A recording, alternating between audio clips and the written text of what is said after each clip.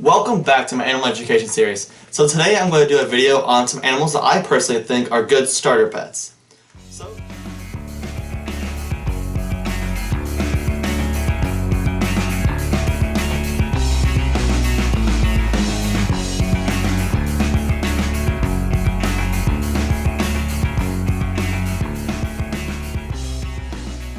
pets.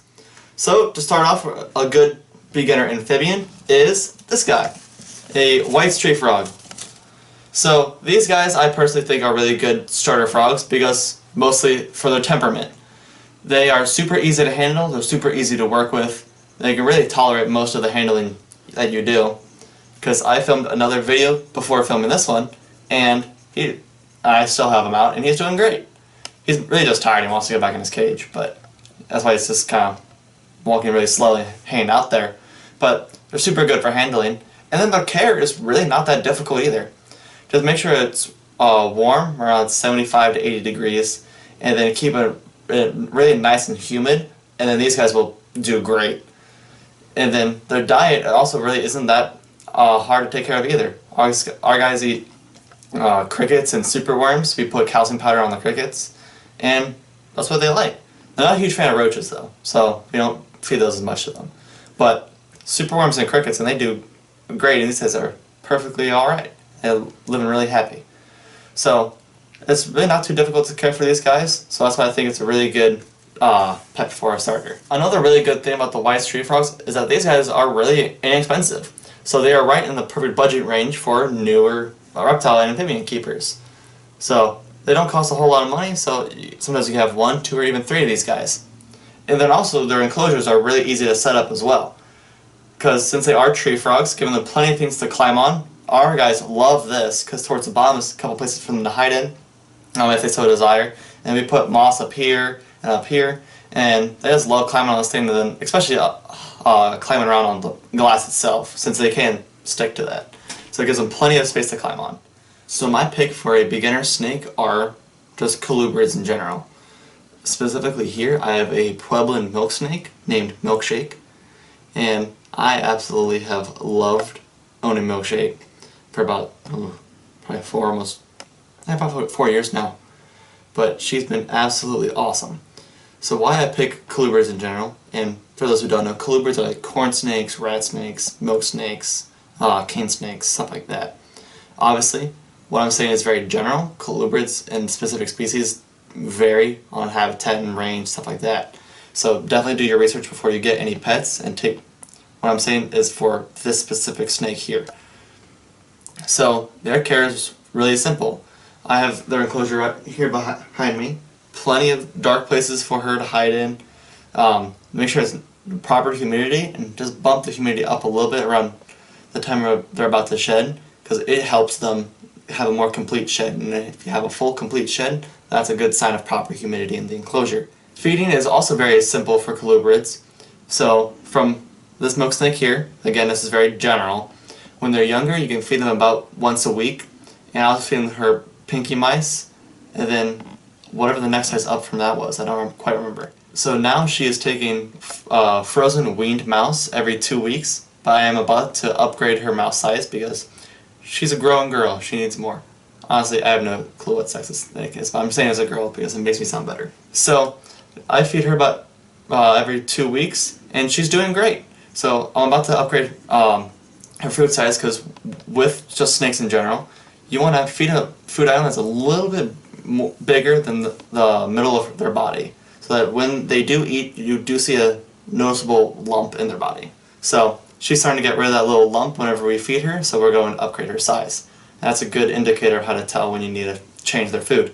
So the temperature and the humidity in the cage is really simple to have. We have some sphagnum moss in there to help boost the humidity for when she's about to shed.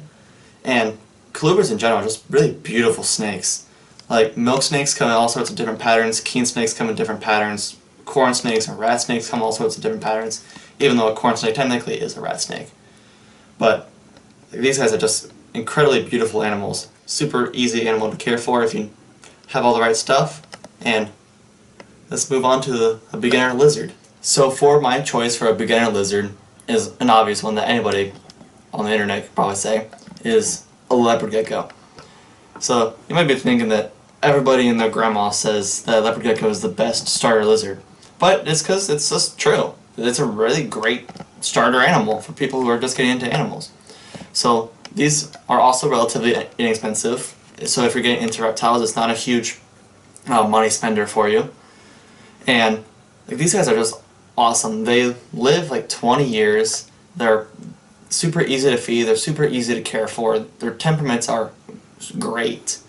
It's just probably one of the best options in general for reptiles to have. Violet's been in my collection since just about the beginning. I think she was the second animal in my collection after Steve. She's a bit dull because she's about to go into shed, so we're adding a bit of humidity to her humid hide, which has some sphagnum moss in it, and that's going to help her shed. And she's always had really good sheds since we've always done that. So a lot of them come in these really beautiful patterns. You can find them for pretty cheap, and then you can also, if you want like a fancier one or one with special colors and patterns, you can go and find them and spend a bit more money on them. But the temperaments are great. I've showed them off to little kids and had them pet her down the back and even hold her, and she's done great. She's handled it all. With feeding, she eats crickets and superworms and the occasional dubia roach. We also put calcium powder on her crickets and superworms, and usually when she's like this she doesn't eat as much, but as kind of expected with any reptile in shed really. And she's just awesome. They don't get too big, so I have ours in a 20-gallon lawn, and that's just fine for her. And the enclosure for these guys is really easy to set up too. Since they are more desert species, humidity is really not a huge concern. It is something to still be mindful of, but you don't have to be spraying the enclosure all the time to make sure the humidity is just right.